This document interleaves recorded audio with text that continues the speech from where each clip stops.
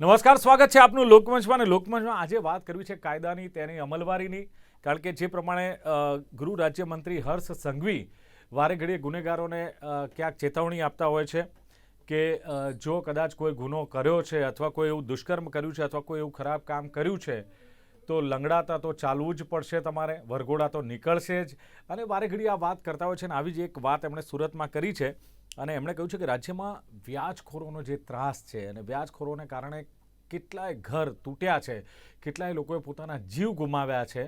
અને એટલો બધો ત્રાસ આ વ્યાજખોરોનો હોય છે કે માણસ આખરે મૂડી કરતાં પણ અનેક ગણી રકમ વ્યાજમાં આપે છે અને છતાં પણ મૂડી બાકી રહે છે. અને આવી વાત આવે છે ત્યારે વ્યક્તિને કોઈ એને આશા લાગતી નથી, ત્યારે જીવનથી હાથ ધોઈ નાખે છે. એટલે એમણે કહ્યું કે વ્યાજખોરો સામે દેશનું સૌથી મોટું સ્ટ્રાઇક ઓપરેશન હાથ ધરવામાં આવ્યું છે. સાથે જ કહ્યું કે હવે વ્યાજખોરો પર આ સ્ટ્રાઇક કરવામાં આવશે અને દેશના ઇતિહાસમાં પ્રથમવાર વ્યાજખોરોની મિલકત જે જપ્ત કરવાની એમણે વાત કરી છે. અને સાથે જ એમણે કહ્યું છે કે ઇતિહાસમાં પહેલીવાર એવું થશે કે વ્યાજખોરો વિરુદ્ધ ગુનો દાખલ થતો હોય, એમની મિલકત જપ્ત કરવામાં આવતી હોય અને એ મિલકત લોકહિતમાં વપરાય. અને હર્ષ સંઘવીજીએ એ પણ કહ્યું છે કે હવે વટ પાડવા માટે જે લોકો ગન લાયસન્સ લે છે, ગન ભરાવીને નીકળે છે, પણ વટ પાડવા માટે જો તમે કદાચ ગનનો ઉપયોગ કરી રહ્યા છો તો તમારી સામે પણ કાર્યવાહી થશે. અને ગન લાયસન્સનો દુરુપયોગ કરનાર સામે કાર્યવાહી થશે. એમણે ચેતી જવું જોઈએ. રીલ્સ ને વિડીયો તમે જુઓ, ઘણા બધા રીલ્સ ને વિડીયો નવા બનતા હોય છે અને વટ પાડવા માટે લાયસન્સવાળી ગન હોય છે ને એનો ઉપયોગ કરતા હોય છે. એક ડરનો માહોલ, એક શોબાજી આ લોકો કરતા હોય છે. એમણે પણ હવે ચેતવાની જરૂર છે. કારણ વગર ગન લાયસન્સ રાખનાર સામે પણ કાર્યવાહી થશે. ઘણા લોકો પોતાના મોભા માટે પોતાનો વટ પડે એટલે પૈસો હોય ને પછી એ લોકો લાયસન્સ લઈ લેતા હોય છે ને ગન વસાવે છે. એકચ્યુઅલી એમને કોઈ ગનની જરૂર જ નથી હોતી, એમના જીવને કોઈ જોખમ નથી હોતું. બીજું, ગન રાખનારની એટલી હિંમત છે કે એની સાથે અન્યાય થાય અથવા એની પર કોઈ હુમલો થાય તો એની ગોળી ચલાવવાની કે ગન ચલાવવાની તાકાત છે. આ પણ ઘણા બધા સવાલો થતા હોય છે. પણ હર્ષ સંઘવીજીએ કહ્યું છે કે વટ પાડવા જો ગન લાયસન્સ લીધું હશે તો એ ગન લાયસન્સ પણ રદ થશે અને સમગ્ર ગુજરાતમાં કાયદાનો સખંજો કસાશે. હવે સવાલ મારો એ છે કે કાયદાનો સખંજો કસાશે તો ગુનાખોરી કાબૂમાં આવશે? આ જ સવાલનો જવાબ લઈશું. પેનલમાં મારી સાથે જોડાયા છે ભારતીય જનતા પાર્ટીના નેતા સંજીવ પંચોલી છે. સંજીવજી, સ્વાગત છે આપનું લોકમંચમાં. Thank you sir. સાથે જ મુકેશ વિશ્વકર્મા, કોંગ્રેસના પ્રવક્તા છે. મુકેશજી, આપનું પણ સ્વાગત. અને જેઓ આમ તો રિટાયર પોલીસ અધિકારી છે, પરંતુ હવે વ્યાજખોરી મુક્તિ મંચની જેમણે સ્થાપના કરી છે અને એની સામે લડત, વ્યાજખોરોના ત્રાસ સામે લડત આપવા માટે આખા એક મુક્તિ મંચની જેમણે રચના કરી છે, એના પ્રેસિડેન્ટ આરસી પટેલ સાહેબ મારી સાથે છે. આરસી પટેલ, આપનું પણ સ્વાગત છે. નમસ્કાર. જી, શરૂઆત આપનાથી કરીએ સંજીવભાઈ, કે જે પ્રમાણે હર્ષ સંઘવીજીએ કહ્યું છે કે દેશનું સૌથી મોટું સ્ટ્રાઇક ઓપરેશન વ્યાજખોરો સામે સારી બાબત છે. એની મિલકતો જપ્ત કરવી, એની સામે ગુનો નોંધવો, એ જ મિલકતો લોકહિતમાં વાપરવી. અને ઘણી બધી વાતો જે એમણે કરી છે. ખાસ તો કચ્છના અંજારમાં સાહેબ વ્યાજખોરી જે કરતા હતા, એમની મિલકત લઈને એ મિલકત થ્રુ લોકોના હિતમાં એ મિલકત વાપરવામાં આવી છે, મિલકત જપ્ત કરવામાં આવી છે. શું કહેશો, કઈ રીતે કાયદાનું પાલન થશે અને શું મેસેજ મોકલવા માંગો છો? દિલીપભાઈ, શહેરો કરતા નાના સેક્ટરોમાં ખાસ કરીને જ્યાં નાના વેપારીઓ હોય છે અથવા તો જેને રકમની જરૂરિયાત હોય છે, એવી જગ્યાએ એક ચોક્કસ પ્રકારના ગેંગ સક્રિય હોતી હોય છે. એ લોકો વ્યાજ ધીરધારનો ધંધો આજનો નહીં પણ વર્ષોનો ધંધો છે. છેલ્લા કેટલાક વર્ષોથી કાયદાકીય અંકુશ આના પર આવ્યા છે. પરંતુ એવું કહેવાય કે જ્યાં જરૂરિયાત હોય ને ત્યાં માણસ કોઈ પણ વસ્તુ સામે ઝૂકી જતો હોય છે. અને જરૂરિયાતવાળી વ્યક્તિઓ 3%, 4%, 5%ના વ્યાજે આવા નાના મની લેન્ડર્સ પાસેથી રકમ મેળવતા હોય છે. ત્યારે એ લોકો એમને સ્ટેમ્પ પેપર ઉપર અથવા તો પ્રોમિસરી નોટ દ્વારા લખાવી લેતા હોય છે. અને જો પછી વ્યાજ ચૂકવવામાં મોડું થાય તો પછી એ સામે મિલકત પણ લખાવી લેતા હોય છે. એના કોઈ પ્લોટ હોય, એના કોઈ મકાન હોય કે ગાડી હોય. તો આ જે પ્રક્રિયા છે એ કાયદાનું વિરુદ્ધ છે. પહેલા એવું હતું કે શ્રોફની અસંખ્ય પેઢીઓ હતી, પરંતુ એ પહેલા કાયદેસર હતું. એ કાયદાને આધીન શ્રોફની પેઢીઓ કામ કરતી. પરંતુ જે રીતે દેશમાં વિકાસ થયો, બેન્કિંગ ક્ષેત્રનું હરણફાળ થયું, કે આપણને પણ યાદ છે કે પહેલા જો એક નાનકડું ફ્રીજ ખરીદવું હોય ને તો કોઓપરેટિવ બેંકમાં લોન લેવા જતા, અને કોઓપરેટિવ બેંકમાં લોન લેવા જઈએ તો એના પહેલા એનો શેર લેવો પડે, એ શેર માટે રકમ ચૂકવવી પડે, પછી ઓળખીતા કોઈ અધિકારી હોય એને ખુશ કરવા પડે, અને ત્યારબાદ તમને એ ફ્રીજ હોય, સ્કૂટર હોય કે ગાડી હોય એના માટે કોઓપરેટિવ બેંક લોન આપતી. કારણ કે પહેલા મોટી બેંકો આપતી લોન આપતી નહોતી. પછી તમે જુઓ કે મધ્યમ વર્ગ માટે બજાજ ફાઇનાન્સ નામની કંપની ખુલી કે ભાઈ એને ખુલ્લેઆમ એટલે સારી રીતે તમે ફ્રીજ, ટીવી, કોઈ પણ વસ્તુ લેવી હોય તો ખૂબ ઓછા દરે વ્યાજ આપવામાં આવવા માંડ્યું. પરંતુ જ્યારે રકમની જરૂરિયાત હોય, કેશ પૈસાની જરૂરિયાત હોય, તો એવા સંજોગોમાં જેની બેંક પ્રોફાઇલ સારી ના હોય તો આવા લોકો પાસે જવું પડતું હોય છે, અને એ એમની પરિસ્થિતિનો લાભ ઉઠાવતા હોય છે. એટલે માનનીય હર્ષભાઈએ જે આજે વાત કરી છે કે આવા વ્યાજખોરોને છોડવામાં નહીં આવે, કારણ કે એ વ્યાજની રકમ છે ને એ દિવસ રાત કરતા ફાસ્ટ ચાલતી હોય છે. આજે નાના મની લેન્ડરો છે તો એમના દ્વારા જે પણ લોકોની મિલકત પડાવી લેવામાં આવે છે એ મિલકતને છૂટી કરી એને પાછી આપી, અને એમાંથી એને કમાયેલા રકમમાંથી જે પણ કંઈક બનાવ્યું હોય, ગેરકાયદેસર રીતે બનાવ્યું હોય, અથવા તો એ ઇન્ડિકેશન આવે કે ભાઈ કોઈની પાસે લખાવી લીધું હોય ને પૈસા ના આપ્યા હોય, તો આવી બધી અકસ્માતો ભેગી કરી અને લોક કલ્યાણમાં વાપરવી એ કાયદાને આધીન રહીને કરવું એ ખૂબ જ સરસ રીતે માનનીય હર્ષભાઈએ વાત કરી છે. કારણ કે આપણે બધા જાણીએ છીએ એમ બે પ્રકારની પ્રવૃત્તિના લોકો આદમ અને ઈવના જમાનાથી દેવ અને દાનવ પણ છે. તો એ દાનવ પ્રવૃત્તિ, આસુરી પ્રવૃત્તિને કંટ્રોલમાં લેવા માટે માનનીય હર્ષભાઈએ ખૂબ સારી વાત કરી છે. સાથે સાથે તમે જેમ પ્રિયમ્બલમાં કહ્યું કે ગનના લાયસન્સ, હવે જે લોકોને શું છે વટ પાડવો છે અથવા તો એમના ધંધા એવા પ્રકારના હોય છે, જે શું કહેવાય કે કોઈનું લઈ લેવું, પડાવી લેવું, કોઈનું લઈ લેવું, પડાવી લેવું, અથવા તો પોતાનો રૂઆબ છાંટવો, મોટા ભાગે રૂઆબ છાંટવો અને હું કંઈક મોટો માણસ છું એવું બતાવવા માટે જે લોકો ગનના લાયસન્સ દેતા હોય છે. હમણાં જ આપણે જોયું કે સિક્કિમના નોર્થ ઇસ્ટના લાયસન્સો દ્વારા ગનનું વેચવાનું એક પ્રકરણ આખું હાથમાં આવ્યું હતું, અને એ બધાને પકડીને એ બધા હથિયારો જપ્ત કરવામાં આવ્યા હતા. આવું ઉત્તર પ્રદેશમાં વર્ષોથી ચાલતું આવ્યું છે. બિહાર, બંગાળમાં પણ આ બધી પ્રવૃત્તિ છળેચોક થતી હોય છે, પરંતુ ગુજરાત એ ન બને એ માટે માનનીય હર્ષભાઈએ ખૂબ કમર કસી છે, અને ઉત્તર પ્રદેશમાં પણ માનનીય યોગીજીએ આ બાબતે ખૂબ કમર કસી છે. એટલે સારી બાબત છે, કમર કસી છે. વિશ્વકર્મા, મુકેશ વિશ્વકર્મા જે પ્રમાણે વાત કરવામાં આવે છે વ્યાજખોરોની, ગન લાયસન્સ લેવામાં આવે છે, એનો ક્યાંક દુરુપયોગ થાય છે, વટ પાડવા માટે ગન લાયસન્સ લેવામાં આવે છે, અને એમની વિરુદ્ધ આ ઝુંબેશ કરવી કેટલી જરૂરી છે, અને હર્ષ સંઘવીજીએ જે પ્રમાણે વાત કરી છે, શું લાગે છે કે આવા સમયમાં કેટલું જરૂરી છે કે કોઈ ગરીબને હેરાન થતું હોય અથવા તો જરૂરિયાત પ્રમાણે પૈસા લીધા હોય અનેક ગણું વ્યાજ વસૂલવામાં આવે ને એનો જ્યારે ત્રાસ થઈ જાય ત્યારે એની સામે આ કાયદેસર કાર્યવાહી કરવી, એની સામે જે કહેવાય કે ગુનો દાખલ કરવો કેટલું જરૂરી બની જાય છે?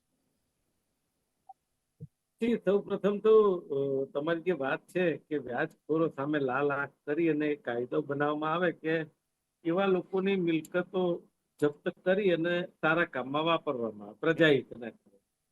મારી દ્રષ્ટિએ ખૂબ સારો નિર્ણય છે, અને એ જો નિષ્ઠાપણે, પ્રમાણિકપણે અને જે રીતે દાખલ કર્યો એ જ રીતે કાર્યવાહી પણ પોલીસ દ્વારા કરવામાં આવે તો કાયદો સારો ગણાય એવું હું માનું છું. બાકી તો પછી ગોળખોળની નીતિથી અને રાગદ્વેષની ભાવનાથી જો અમુક જ લોકોને પકડવામાં આવે અને અમુક લોકોની અનદેખી કરવામાં આવે તો હું ચોક્કસ માનું છું કે આ કાયદો માત્ર જૂજ લોકો માટેનો રહી જાય, અને પછી એની અંદર એવું થાય કે ભાઈ ફલાણો માણસ છે, જગ જાહેર છે, કોઈને દેખાતું નથી, પણ આ એક પકડાઈ ગયો છે તો એની મિલકતને આવું થયું. એટલે આ વસ્તુનું ધ્યાન રાખવું ખાસ ઘટે એટલા માટે કહું છું કે આપણે, હું તમને એક કેસ કહું કે જે રીતે ગૃહમંત્રી હર્ષભાઈ હોય કે કોઈ પણ હોય, બરાબર છે, પણ કાયદો તો કાયદાનું કામ કરે ને. તો આપણા આરસી પટેલ સાહેબ કહેશે કે રાજકોટની અંદર રાજકોટના ધારાસભ્યએ આઈપીએસ ઓફિસર અગ્રવાલ ઉપર 75 લાખનો આરોપ હતો, તમે સમજો, અને પછી એ કાર્યવાહી થઈ, ખાતાકીય થયું, જે કંઈ થયું તે ખબર નથી આપણને, પણ એ ફરિયાદ કરનાર ગોવિંદભાઈને એક બાજુ રાખીને ટિકિટ કાપી નાખવામાં આવી, અને મિસ્ટર અગ્રવાલને આજે પણ પ્રમોશન આપવાની વાત થઈ રહી છે. એટલે મારું એવું કેવું છે કે જે રીતે આ પ્રકારની જો દાખલા થાય તો એનો મતલબ એમ કે આઈપીએસ ઓફિસર છે એટલે છૂટી જાય, બરાબર ને?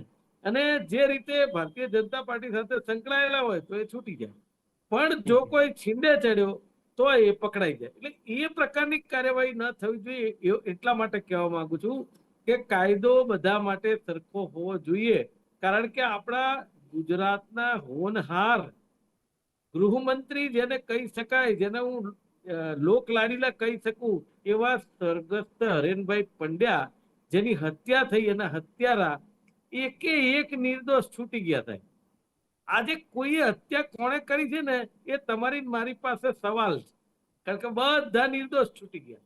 જો આ પ્રકારની કાર્યવાહી થાય તો મને એવું લાગે છે કે આજે જે કાર્યવાહીની વાત કરે છે ને, તો આવા કેસોને ઉખાડી અને એવા લોકોને જબ્બે કરવા જોઈએ કે ખરેખર, હું તો કહું છું ભારતીય જનતા પાર્ટીના હતા, પણ આપણા ગુજરાતના ગૃહમંત્રી હતા એ, અને બ્રહ્મ સમાજનું ગૌરવ હતા, અને ખૂબ નજીકથી હું એમને ઓળખતો. પણ સાહેબ, એના દરેક હત્યારા નિર્દોષ છૂટી ગયા ને સાહેબ, અંદરથી આપણને એક દુઃખ થાય. ચલો, એ તો ભૂતકાળ થયું, કારણ કે લતીફનું રાજ પણ કોંગ્રેસના સમયમાં જ હતું, એટલે આપણે એવું તો ના કહી શકીએ કે કોંગ્રેસના સમયમાં કાયદો વ્યવસ્થા બધી સુવ્યવસ્થિત હતી. એ સમય પણ હત્યાઓ થતી જ હતી, એ સમય પણ ગુનાઓ આચરાતા જ હતા, એ સમયે બુટલેગરો બેફામ જ હતા, દારૂનું વેચાણ પણ થતું હતું, બધું હતું જ એ સમયે પણ. આ નવું નથી. આપણે આનો ઉકેલ હું એવું નથી કહેતો કે ક્યારેય કોઈ વસ્તુ બંધ થઈ ગઈ હોય કે બધી સરકારો સાફ સુથરી હોય, એવું મારું ક્યાંય કેવું નથી. મારું એવું કેવું છે કે આજે જે ઇમ્પ્લિમેન્ટ થઈ રહ્યું છે એ સારું છે, પણ એ ઇમ્પ્લિમેન્ટ ગત વર્ષો જેવું ના થઈ જાય એની કાળજી રાખવાની જરૂર છે. મારું એવું કેવું છે કે જેમ કે આજે દારૂબંધી, તમે ગુજરાતમાં કોઈ દારૂબંધીનું ઇમ્પ્લિમેન્ટેશન ક્યાં થાય છે કોઈ જગ્યાએ? મને એ બતાવો. ચલો, તમે આજે અંજારમાં, કચ્છના અંજારમાં વ્યાજખોરી દ્વારા જે મિલકત વ્યાજખોરે ભેગી કરી હતી, 65 લાખની મિલકત હતી, એમાં 4 મકાન હતા, 2 પ્લોટ હતી, સ્કોર્પિયો ગાડી હતી, આ બધું જપ્ત કરી લીધું સાહેબ. એને વેચી માર્યું. એ સારી વાત છે. મેં પહેલા વાક્યમાં કહી દીધું, તમે કહેતા હોય તો કાલે ટ્વિટર ઉપર લખી દઉં કે ભાઈ હર્ષ સંઘવીજી આજે કર્યું કે પોલીસે કરી, કે જેને કામગીરી કરી એ સારી છે. હા, સારી છે, પણ મૂળ વાત જે મારું કેવું છે કે ઇમ્પ્લિમેન્ટેશન ન્યુટ્રલી થાય એવું મારું કેવું છે. તમે સમજો મારી વાત. બાકી તો પછી મને તમારી વાત ગુજરાતીમાં સમજણ પડી છે, તમે જે કહેવા માંગો છો એ જ મને ખબર પડી છે. ઇમ્પ્લિમેન્ટેશન થવું જોઈએ, મનસા હોવી જોઈએ, આ બે વાતમાં તમારો જવાબ આખો મુકેશભાઈ આવી જાય છે. આરસી પટેલ, શું લાગે છે કે જે પ્રમાણેની આ ઝુંબેશની વાત છે, મોટું સ્ટ્રાઇક ઓપરેશન કરવાની વાત છે, અથવા તો વ્યાજખોરો ગન રાખનારા સામે આવી જે કાયદેસરની કાર્યવાહી થવી જોઈએ, એના માટે જો કદાચ પોલીસ ડિપાર્ટમેન્ટ સ્ટ્રિક્ટ થાય છે, કેટલો ફરક પડે સાહેબ? આમાં શું લાગે છે તમને? ચોક્કસ, ધન્યવાદ. હવે બંને વક્તાઓએ બહુ સારી વાત કરી, પંચોલી સાહેબ અને વિશ્વકર્મા સાહેબે. આપને વાત કરું કે આ ગનનું કલ્ચર છે ને સાહેબ, એ ગનનું કલ્ચર એક ખોટો પ્રભાવ પાડવા અને જેણે વ્યાજે પૈસા લીધા છે એવા લોકોને ડરાવવા માટે સમાજમાં એક ખોટો રોપ ઉભો કરવા માટેનો જ આ છે. અને એ પણ લાયસન્સ મળે છે એ સંપૂર્ણ ભ્રષ્ટાચારથી મળે છે. આના મૂળની અંદર તો શું છે કે ભ્રષ્ટાચાર. હવે આજે આપણો મુદ્દો છે એ વ્યાજખોરીના માટે જે હર્ષભાઈ સંઘવી સાહેબે જે એનાઉન્સમેન્ટ કરી, જે કાર્યવાહી અંજાર પોલીસ પાસે કરાવડાવી અને બીજી પોલીસ કરશે, એના માટે હું સરકારને ખૂબ ખૂબ ધન્યવાદ આપું છું કે ઘણા સમય પછી વ્યાજખોરો વિરુદ્ધની પ્રવૃત્તિની અંદર સરકારે આટલો ઉમદા રસ લીધો છે. આ ઉમદા રસ છે કેમ કે સરકારને પણ ખબર પડી ગઈ છે કે ગુજરાતની જનતા વ્યાજખોરોના ત્રાસથી કઈ રીતે પીડાઈ રહી છે. આજથી 2-1 વર્ષ પહેલા જયારે આ જે તે ઝોનના ડીસીપી અથવા તો એસપી સમક્ષ આની ફરિયાદનું એક તખ્તો ગોઠવવામાં આવ્યો હતો, એનું બહુ સારું પરિણામ મળ્યું હતું. પણ હું કહું કે 1 વર્ષ પછી પાછું આ જે તખ્તો ગોઠવાયો હતો, એની જે માસિક દર મંથલી જે પ્રકારે કાર્યવાહી દરબાર ભરીને કરવામાં આવતી હતી, એ ધીમી પડી ગઈ છે. પ્રજાની નજરમાં બહુ સારું આવ્યું. આરસી પટેલ, મને એમ કહો, કાયદો છે, કાયદાનું પાલન થાય છે, આવી બધી વાતો ગૃહમંત્રી પણ કરી રહ્યા છે, તમારે આ વ્યાજખોરી મુક્તિ મંચની રચના કરવાની જરૂર કેમ પડી? શું ઉદ્દેશ છે તમારો? જરૂર. હું એક પોલીસ અધિકારી તરીકે કહું કે હું નિવૃત્ત થયો અને નોકરીમાં તો ત્યારે મેં સમાજના એક ગરીબ તબક્કાને, મધ્યમ વર્ગથી નીચેના તબક્કાને, વેપારી વર્ગને તો પહોંચી વળતો હશે, પણ જ્યારે આત્મહત્યાઓના કિસ્સા થયા, કેટલાક કિસ્સાઓમાં મેં જાણ્યું કે વ્યાજખોરો વ્યાજ ન ભરી શકનાર પરિવારને સ્ત્રીઓ સાથે વિચાર કરતા માલુમ પડ્યા, સમાજ કકડી ઉઠ્યો, એમને સામૂહિક આત્મહત્યા કરવી પડી અને પોલીસમાં રહી અને કેટલીક જગ્યાએ મેં જોયું કે કેટલાક પોલીસ અધિકારીઓ અને પોલીસ કર્મચારીઓના પૈસા પણ વ્યાજખોરો પાસે ફરતા હોવાથી એક સામાન્ય ગરીબ માણસને ન્યાય નથી મળતો અને એનો અવાજ કોઈ નથી સાંભળતું. આજથી 2 વર્ષ પહેલો આ સરકારે સાંભળ્યો બદલ હું સરકારને ફરીથી ધન્યવાદ આપું છું. એટલે સાહેબ લાગે છે કે સરકાર એની કાર્યવાહી કરશે જે પોલીસ સાહેબ મોટે ભાગે પટેલ સાહેબ મારે કહેવું પડે છે મોટે ભાગે જે ઓફિસરો છે મોટા મોટા કહેવાતા એમના પૈસા વ્યાજે ફરતા હોય છે, પોલીસના પીએસઆઈ હોય પીઆઈ હોય એમના પૈસા વ્યાજે ફરતા હોય છે. પોલીસ તંત્રના નહીં અન્ય વિભાગોના પણ ખરા, ખાણ ખનીજ વિભાગના અને મહેસૂલ સાહેબ જેની જવાબદારી છે આરસી પટેલ, જેની જવાબદારી છે આ ગંજામાંથી છોડવા, એ લોકો જ આ ધંધાથી સાથે સંકળાયેલા છે અને બચાવવા માટે પણ સિનિયર પોલીસ અધિકારીઓ મોટા વ્યાજખોરોની સાથે બેઠક ઉઠક હોવાના કારણે એમને બચાવતા હોય છે. આ બાબત મેં જયારે સમાજની અંદર જઈ નિવૃત્તિ પછીના સમયમાં સમાજમાં ગયો, સમાજના કેટલાક લોકોને સાંભળ્યા, મેં 1-2 વખત કોરસ્પોન્ડન્સ પણ કરી જોયું. ત્યાર પછી મને આ વ્યાજખોરી મુક્તિ મંચ રચવાનો અને એમાં મેં કેટલાય પોલીસ અધિકારીઓને રિક્વેસ્ટ મોકલી, ભાઈ તમે આ બાબત બરોબર જાણો છો તો ચલો એક સમાજની સેવા, નિવૃત્તિ પછી સમાજની સેવા કરવાનો એક મોકો મળ્યો છે, ગરીબ માણસને સહાય કરવાનો મોકો મળ્યો છે, એને માર્ગદર્શન કરવાનો મોકો મળશે. એનું કોઈ નથી સાહેબ. અંતે આખાના આખા પરિવાર જયારે મેં મરતા જોયા અને કેટલાક અધિકારીઓએ મને આમાં હૂંફ આપી, કેટલો સહકાર આપ્યો, એટલે મેં આ કર્યું છે. અને હું આહવાન કરું છું કે જે પોલીસ અધિકારીઓ પોતાની જાતને ઓનેસ્ટ માનતા હતા એ અધિકારીઓએ આવા સમયે આગળ આવવાની જરૂર છે અને જે કંઈક પ્રજાની સેવા થઈ શકે આ માધ્યમથી એ કરવાની જરૂર છે. હું તો કહું છું કે હર્ષભાઈએ આજે જે કર્યું છે એનું પાલન કરવાની, ઇમ્પ્લિમેન્ટેશનની જવાબદારી પોલીસ તંત્રની છે. આમે પોલીસ તંત્રની મથરાવટી મેલી છે આ સંબંધની અંદર, કેમ કે ગેંગસ્ટરો આ ગન કલ્ચર સાથે જોડાયેલા છે અને ગરીબ માણસોના આગળ ટેબલ ઉપર પેલી મૂકી અને લખાણ પટ્ટી થતી હોય છે. એટલે મિલકતો પડાઈ લેવામાં આવે છે ને એમનું વ્યાજ દિવસે ન વધે એટલું રાજે વ્યાજ વધી જતું હોય છે. એમનો હિસાબ ક્યારે પૂરો નથી થતો. હું અંગત રીતે કહું કે એક મારા મિત્રએ મેં જાણેલું કે એમણે 2-5 લાખ રૂપિયાની વાતને 57 લાખ રૂપિયાનું વ્યાજ કાઢેલું. એ બાબત હું એક પુરાવો આપી શકું એમ છું. એટલે જોવા જેવી વસ્તુ છે કે સમાજ કચડાયેલો છે અને હર્ષભાઈ સંઘવીને અને સરકારને ખૂબ સારા આશીર્વાદ મળશે અને મારી ગુજરાતની જનતા આ એક ખપ્પરમાં હોમાઈ ગઈ છે એ બહાર નીકળશે. યસ, સારી બાબત છે, પણ એક સવાલ સંજીવ પંચોલી એ ઉઠી રહ્યો છે કે ભલે સારી બાબત છે, આપણે આ કરવું જોઈએ, ગુનેગાર હોય કે વ્યાજખોરોનો ત્રાસ હોય તો એની સામે કડક પગલા લેવા જોઈએ, પણ મનસા હોવી જોઈએ. બીજું પોલીસ ડિપાર્ટમેન્ટમાંથી જો ખબર પડે છે કે આ વ્યક્તિના પૈસા વ્યાજે ફરે છે, પછી એ ગમે તેને આપતા હોય, લાખો ને કરોડો રૂપિયાની રકમ પોલીસના અધિકારીઓ દ્વારા પણ ક્યાંક વ્યાજે ફરતી હોય છે અને બીજા અન્ય લોકો પણ છે, હું ના નથી કહેતો, પણ એમની સામે પણ કડક કાર્યવાહી કરીને દાખલો બેસાડવો જોઈએ. ઇમ્પ્લિમેન્ટેશન આની પર શંકા છે, પ્રશ્નાર્થ છે. સંજીવ પંચોલી. નહીં, જે રીતે હર્ષભાઈએ વાત કરી છે, તમે ભૂતકાળમાં પણ હર્ષભાઈએ જયારે વાત કરી છે કે ભાઈ જે રીતે બળાત્કાર થતા હતા, ગુના મરકીના કેસ થતા હતા, તો એને ફાસ્ટ ટ્રેકમાં ચલાવીને ટૂંક જ સમયમાં સજા પણ આપી છે. અને એ માનનીય હર્ષભાઈ ખૂબ સમજી વિચારીને આજે આ વાતને ઇમ્પ્લિમેન્ટેશન કર્યું છે અને એનું ઇમ્પ્લિમેન્ટેશન પણ થયું છે. જેમ આપે કહ્યું કે કચ્છમાં જે પ્લોટ પડાવી લેવામાં આવ્યા હતા, સ્કોર્પિયો ગાડી પડાવી લેવામાં આવી હતી, પરત લેવામાં આવી છે. અને હું માન્ય આરસી પટેલ સાહેબને ધન્યવાદ આપું છું કે આપે જે ભગીરથ પગલું ભર્યું છે એ ખરેખર વંદનીય છે અને તમારા જેવા અનેક ઓફિસરો આ કાર્યમાં સહભાગી થાય, કારણ કે સમાજની નવરચનામાં આપણે બધાએ સાથે રહીને કામ કરવું પડશે. સંજીવભાઈ, પોલીસની મનસા સારી હોત તો આવા મંચ ઉભા કરવાની એમને જરૂર, વ્યાજખોરી મુક્તિ મંચ ઉભા કરવાની જરૂર ન પડી હોત સાહેબ. નહીં, એ વાત ચોક્કસ છે, પરંતુ મેં જેમ અગાઉ પણ કહ્યું એમ કે બે પ્રકૃતિના લોકો છે જ અને આ તો આદિકાળથી ચાલી આવ્યું છે. એટલે ગુનાખોરી એવું નથી કે કોઈ પણ દુનિયાનો એક દેશ એવો હોય કે જ્યાં ગુનાખોરીની પ્રવૃત્તિ ન ચાલતી હોય, પરંતુ જ્યારથી ભારતીય જનતા પાર્ટીનું સમાજ જીવન વધ્યું છે અને આપણે ચોક્કસ પ્રમાણે હંમેશા વારંવાર કોઈ પણ ક્ષેત્રે એ સામાજિક જીવન કેવી રીતે સુધરે અને છેવાડાના વ્યક્તિનું જીવન કેવી રીતે સુધરે એ જોવાનો પ્રયત્ન માનનીય મોદીજી, માનનીય ભૂપેન્દ્રભાઈ કે પછી હર્ષ સંઘવી દ્વારા જે ડિપાર્ટમેન્ટ દ્વારા થઈ રહ્યો છે એ સરાહનીય છે. પહેલા આવા વ્યાજખોરો અસંખ્ય હતા. હવે જ્યારથી બેન્કિંગ ક્ષેત્ર સબળ થયું છે, નાના વ્યક્તિએ એનું બેંકમાં ખાતું ખોલ્યું છે, તો એને નાની નાની લોન મળે છે. એના માટે આજે ઘર વિહોણો વ્યક્તિ સરકારની યોજનાઓ થકી ઘરવાળો થયો છે. મુખ્યત્વે એને લોન લેવાની ત્યારે જરૂર પડે કે જ્યારે એને ઘર લેવું હોય, ગાડી લેવી હોય, દીકરી દીકરાના લગ્ન કરવા હોય, કે પછી ઘરમાં કોઈ રાત રચેલું વસાવવું હોય. પરંતુ હવે લોનની ઉપલબ્ધિ બેન્કિંગ સેક્ટરમાં કે ફાઇનાન્સ કંપનીઓ દ્વારા કે એવી કંપનીઓ વિચારજો કે આ જે ગન લાયસન્સ છે એમાં પણ કરપ્શન ખૂબ છે.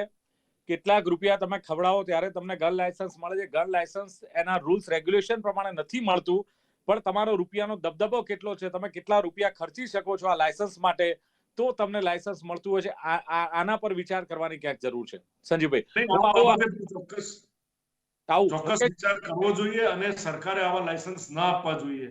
મુકેશ, હવે ગુનાહિત પ્રવૃત્તિઓ માટે ઝીરો ટોલરન્સની નીતિ જે આ ડિપાર્ટમેન્ટે અપનાવી છે, સરકારે અપનાવી છે, તો લાગે છે કે ખરેખર આ જમાનામાં જરૂર છે અને ફરક પડશે? મુકેશભાઈ, જરૂર તો 100% છે, એમાં કોઈ શંકાને સ્થાન નથી. ફરક પડે જ. જો આપણે પ્રમાણિકતાથી એનું અમલીકરણ કરાવીએ તો હું માનું છું ફરક 100% પડે અને એક પ્રજામાં વિશ્વાસ પેદા થાય કે મારી દીકરી કે મારો દીકરો કે આપણે કોઈ જે રીતે આ બનાવ બનતા હોય છે, આપણને ખબર છે કે ત્યાં પરિસ્થિતિ લોકોનો ડરનો માહોલ હોય છે. હમણાં તમે મીડિયા છાપા જુઓ તો એની અંદર બનાવ બનતા હોય છે કે રાત્રે આ થલતેજમાં જ હમણાં એક બંગલામાં રાત્રે લૂંટી લીધા છે. બરાબર. એટલે જે રીતે મારું તો દરેક વખતે કાયદો વ્યવસ્થા બાબતે એક સમાચાર એવા પણ છે કે રોડ પર ઉભા રહીને તલવારથી કેક કાપવાની ઘટના ગઈ રાત્રે જ બની છે. હજુ 24 કલાક પણ નથી થયા. બેફામ થયા છે આવારા તત્વો, લુખા તત્વો. એની પર પણ લગામ કસવાની જરૂર ખરી. અરે હા, હું એ જ કહેવા માંગતો હતો કે તમે સમજો કે આ જે એક બાજુ તમે ઝીરો ટોલરન્સ ની વાત કરો, બીજી બાજુ પકડાય પણ છે, એની મિલકતો જપ્ત કરો, એને કુકડાની ચાલ ચલાવો, કોઈ ચમરબંધીને નહીં છોડી. આ બધું વસ્તુ સાચી, પણ એ વસ્તુ ઉપર લગામ એટલે કે ઓછું કેમ નથી થતું, આ સવાલ છે. એનું કારણ છે ને જે ચાર્જશીટ છે ને, પછી તો ન્યાયાલયનું કામ આવે છે એવું કહેવાય, પણ જે ચાર્જશીટ ની અંદર જે પ્રમાણિકતાથી ચાર્જશીટ થવી જોઈએ ને એ નથી થતી ને, એના કારણે એ ગુનેગારો છૂટી જાય. એટલે મારું કેવું અલ્ટિમેટલી એવું છે કે ગન કલ્ચર જે છે ને એની અંદર પણ તમે ખૂબ સાચી વાત કીધી કે તમે સામાન્ય માણસ જો એને કોઈ જગ્યાએ રહેતો હોય એવી અને જો એને એના રક્ષણ માટે ગન લેવી હોય તો કેટલાય પરાકાષ્ઠામાંથી પાસ થવું જોઈએ. પણ જેની પાસે 2-5-10 લાખ રૂપિયા હોય તો એ સામાન્ય રીતે એને મળી જાય એવી પરિસ્થિતિ પણ છે. પટેલ, પોલીસ ડિપાર્ટમેન્ટનો કેટલો મોટો રોલ આમાં, કે જે ક્યાંક એવું જોવા મળે છે કે પોલીસ ડિપાર્ટમેન્ટમાં પણ પ્રોપર સામાન્ય માણસ, ગરીબ માણસ, પીડિત માણસની ફરિયાદ લેવામાં ખૂબ એવો વિલંબ કરવામાં આવે છે. ખબર છે કે સામે બાહુબલી છે, વ્યાજખોર છે, અથવા તો પછી કોઈ બુટલેગર છે, એની ફેવર વધારે થતી હોય. સાહેબ, આને લઈને પણ પ્રોત્સાહન મળે છે? આરસી પટેલ, બિલકુલ આપે મુદ્દાની સાચી વાત કરી. ગુજરાતની અંદર ફ્રી રજીસ્ટ્રેશન નથી. ફરિયાદ લેવા માટે જે સામાન્ય માણસ ધક્કા ખાય છે એ તો પોલીસને શ્રાપ આપીને આવે છે. ખરેખર હું આપને કહું કે ઠાગાઠૈયા થાય છે. ફ્રી રજીસ્ટ્રેશન નથી. સરકારે વચ્ચે કંઈક 0 નંબરથી પણ ફરિયાદ નોંધી શકાશે એવું કર્યું હતું, પણ પ્રજાને કોઈ અસર મળી નથી. અને પોલીસ અરજી લેવાની પ્રવૃત્તિ પોલીસની અંદર સૌથી મોટી છે, જે ખરેખર બહુ ખોટી છે. અરજી ઉપર જ પેલી બધી વાતો થાય છે, પછી ડીસીપી પાસે જાઓ, પછી પોલીસ ઇન્સ્પેક્ટર મંજૂરી મેળવે, પછી અરજી તપાસની મંજૂરી મળે. આ બધા ગતકડાની અંદર પ્રજા ત્રાહિમામ છે. ફ્રી રજીસ્ટ્રેશન થશે કોઈ પણ માણસ સામે કાયદો એમ કે છે કે લેખિત અથવા મૌખિક રજૂઆત જે ફરિયાદ તરીકે હોય એની એફઆઈઆર થવી જોઈએ, જે ગુજરાતમાં નથી થતી. એ મારે આજે દુઃખ સાથે કહેવું પડે. અને એ થશે જ્યારે ફ્રી રજીસ્ટ્રેશન ચાલુ થશે. માણસની સાચી ફરિયાદ માણસ નિર્ભયપણે પોલીસ સ્ટેશન જઈ અને વગર પૈસે ફરિયાદ નોંધાવી શકશે. એવો સમય આવશે, એને આપણે રામરાજ ગણીશું. અધરવાઇઝ આપણી પ્રજા ખૂબ ત્રાહિમામ છે. પોલીસ સ્ટેશન જવાની વાત આવે છે ત્યાં માણસે કેટલાય વિચારો કરવા પડે છે. પોલીસ કેવી ટ્રીટમેન્ટ આપશે, કેવી રીતે એને વર્તશે, બિલકુલ પોતે પીડિત હોય છતાં પણ યસ આરસી પટેલ પોતે પીડિત હોય છતાં પણ પોલીસ સ્ટેશનના પગથિયા ચડતા 100 વાર વિચાર વ્યક્ત કરતી હોય છે અને પોલીસનું બોર્ડ હોય છે કે મે આઈ હેલ્પ યુ. સંજીવ પંચોલીએ કહ્યું કે નો ડાઉટ સારી બાબત છે હર્ષ સંઘવીજીએ જે નિર્ણય લીધો છે અને નાના વેપારી હોય એના માટે અથવા ગરીબને મધ્યમ વર્ગને લૂંટી લેવા માટે અથવા એમને વ્યાજે ધીરીને તગડું વ્યાજ વસૂલવા માટે ગેંગ સક્રિય હોય છે. સંજીવભાઈએ કહ્યું એમ કે જરૂરિયાત વખતે ગરજ હોય અને વ્યાજે રકમ લીધી હોય પણ પછી એને લઈને આખી મિલકત લખાવી લેવામાં આવે છે. પહેલા એમણે કહ્યું કે શ્રોફની પેઢીઓ હતી, લાયસન્સ હતું, હવે લાયસન્સ છે નહીં. એટલે ધીરધારનો ધંધો, ફાઇનાન્સનો ધંધો પહેલા કરતા પણ વધારે ફૂલ્યો ફાલ્યો છે અને બહુ જ વિચારીને એમણે કહ્યું કે આ કામ હર્ષ સંઘવીજીએ હાથમાં લીધું છે અને એમનાથી ફરક પડશે. મુકેશ વિશ્વકર્માએ નો ડાઉટ નિર્ણય સારો છે, એમણે કહ્યું છે મુકેશ વિશ્વકર્માએ, અને પ્રમાણિકપણે કાર્યવાહી થવી જોઈએ આ વાત ઉપર મુકેશભાઈએ ભાર મૂક્યો છે અને તો જ કાયદો સારો, તો જ કાયદો સાચો. અન્યથા મુકેશભાઈનું કેવું છે કે કોઈ મતલબ નથી, જૂજ લોકો માટે જ જો આ કાયદો હોય તો એનો મતલબ નથી. નાના માણસ, ગરીબ માણસ માટે પણ આ જ વૃત્તિ પોલીસ ડિપાર્ટમેન્ટે અપનાવી જોઈએ અને મનશા જરૂરી છે એમનું કેવું છે. ઇમ્પ્લિમેન્ટેશન કેટલું એ સવાલ મુકેશભાઈએ કર્યું અને કેમ આ ગુનાઓ ઓછા નથી થતા આવા સવાલો પણ થાય છે. સાથે જ આરસી પટેલે કહ્યું એમ કે ગન કલ્ચરની વાત એમણે કરી કે આ ગન કલ્ચરને એક પ્રભાવ પાડવા માટે, ડર ઉભો કરવા માટેનું છે આખું. અને ખાસ લાયસન્સ જે લેવાનું હોય છે એમાં પણ એમનું કહ્યું કે કરપ્શન છે, ભ્રષ્ટાચાર છે અને તો જ લાયસન્સ મળે છે. એમણે નો ડાઉટ ધન્યવાદ આપ્યા છે કે સારી બાબત છે કે હર્ષ સંઘવીજીએ આ કાર્ય હાથ ધર્યું છે. પણ જનતા જે રીતે પીડાઈ રહી છે, સરકાર પણ જાણે છે કે જનતા કેવી રીતે પીડાઈ રહી છે અને સેવા કરવાનો એક જે મોકો છે એમનું કહેવું છે કે મેં જે મંચ ઊભું કર્યું છે એ લોકોને એક સેવા થાય, લોકોની ફરિયાદ સંભળાય. અને એમણે જે આ વ્યાજખોરી મુક્તિ મંચ શરૂ કર્યું એની પાછળનો હેતુ પણ એ છે કે લોકો પોલીસ સ્ટેશનનું પગથિયું ચડતા નથી, એફઆઈઆર થતી નથી અને એનાથી કંટાળીને જો અમારી પાસે આવે છે તો આ વ્યાજખોરી મુક્તિ મંચ એમની મદદે થાય છે અને સારા સારા લોકોનો સહકાર એમનું કહેવું છે કે મળ્યો છે. આ બધી વાત સાથે સામાન્ય માણસ પોલીસ પાસે અપેક્ષા રાખે કે જો એને કોઈ અન્યાય થાય છે કે એની પર કોઈ અત્યાચાર થાય છે તો પોલીસ એની મદદે છે અને જો એને ફરિયાદ કરવી છે કે રજૂઆત કરવી છે તો હિંમત સાથે એ પોલીસ સ્ટેશનના પગથિયા ચડે, નહીં કે મારા જવાથી મારા પોતા ઉપર જ મુશ્કેલી આવશે આવી બીક જ્યાં સુધી સામાન્ય માણસને છે ત્યાં સુધી હર્ષ સંઘવીજી આ પણ કરવું જોઈએ કે પોલીસ ડિપાર્ટમેન્ટમાં પણ નાના, ગરીબ અને સામાન્ય લોકોની ફરિયાદ લેવાય, સંભળાય અને એમને પણ ન્યાય મળે એવા પ્રયત્નો થશે ત્યારે રામ રાજ્યની આપણે કલ્પના કરી શકીશું. ચર્ચાનું સમાપન કરીએ છીએ. સંજીવ પંચોલી, મુકેશ વિશ્વકર્મા અને આરસી પટેલ ત્રણે જોડા ખૂબ ખૂબ આભાર. Thank you very much. તો દર્શક મિત્રો, આથી ચર્ચા કાયદાનો સકંજો કસાશે, ગુનાખોરી કાબૂમાં આવશે કે કેમ. ફરી મળીશું એક નવી ચર્ચા સાથે. જોતા રહો ગુજરાત ન્યૂઝ. નમસ્કાર.